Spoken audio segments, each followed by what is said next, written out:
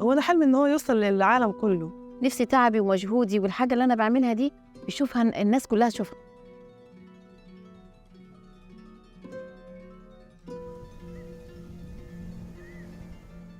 أنا اسمي هند، عندي 30 سنة، شغالين في الحرف اليدوية.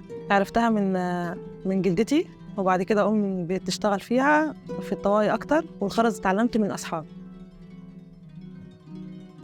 أنا مدام سميحة فاتحة حضانة بقالي أكتر من 10 سنين، من 2012. كانت عندنا في الجزيرة ما كانش في حضانة، كانت مدرسة ابتدائي بس. احنا ورشة تنمية جت هنا عندنا في الجزيرة، واستفدنا منها كتير قوي. كنا بنشتغل خرز لوحده وصوف لوحده، بقينا نعمل الاتنين في حاجة واحدة بس. وعلمونا ازاي نعمل النحاس، وبقينا نشتغل شغل زيادة عن اللي كنا بنعمله في الأول. تعلمنا الحاجات بتاعت التراث بتاعنا بتاع زمان. عشان النوبة أصلا مشهورة بالطواقي والخرز، كلنا بنورثها من أجدادنا، وحتى عيالنا بيطلعوا مثلا من أولى ابتدائي والكلام ده، في بنات بتشتغل عادي بياخدوها من أمهاتهم وكده وبيتعلموا، وهيعملوا أكيد أحسن مننا وأفكار أحسن مننا.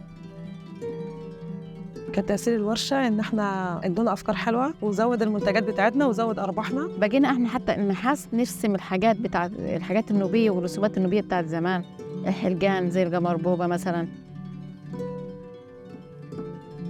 حلم إن المشروع ده يوصل للعالم كله، الناس كلها تعرف إن النوبة فيها حاجات حلوة بتتعمل، والتراث ده ما يروحش مننا، لأن ده إحنا متورثينه عن أجدادنا، فمش عايزين يضيع. فحلمنا إن هو يوصل للعالم كله مش مصر بس.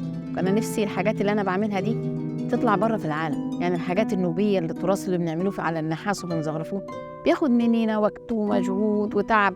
نفسي تعبي ومجهودي والحاجة اللي أنا بعملها دي يشوفها الناس كلها تشوفها. توجه لشركة تنمية كل الشكر والتقدير ليهم على إن هم طوروا مننا وادونا أفكار أكتر وأكتر. شكرا ليهم.